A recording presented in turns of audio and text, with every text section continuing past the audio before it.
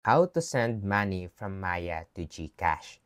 Let's go. As of now, wala laman pera GCash ko. Gagawin natin ay lalagyan natin ito using Maya Wallet. So step 1, buksan natin ang Maya app, then scroll down hanggang mahanap mo ang bank transfer icon, then pindutin at pupunta ka dito. Scroll down ka lang hanggang mahanap mo ang GCash. Then, pindutin. At mapupunta ka dito sa GCash form. Dito sa amount, dito may lalagay ang amount na gusto mo ipadala sa GCash. Dito sa purpose, ito yung reason sa pag-send mo ng pera. If wala ka reason maisip, pwede mo kopyahin reason ko. Dito sa account number, ito yung mobile number registered sa GCash ng pagsasandan mo ng pera. Dito sa account name, ito yung registered name ng GCash ng pagsasandan mo ng pera. Then, next step is to click continue. Tapos, mapupunta ka dito kung saan you can double check if may typo ba or wala. If may typo, you can click this arrow sa taas para makorek mo yung typo mo. Note pala may transaction fee na 15 pesos si Maya. Kaya may dagdag 15 pesos sa total na makakaltas sa wallet mo. Next step is to scroll down hanggang mahanap mo ang transfer now button, then click. Tapos makakatanggap ka OTP galing kay Maya. Papadala ito sa mobile number na register sa Maya account mo. Katulad nito. Susunod mo na gagawin is i-memorya ang OTP na pinadala sa'yo. Enter mo lang dito,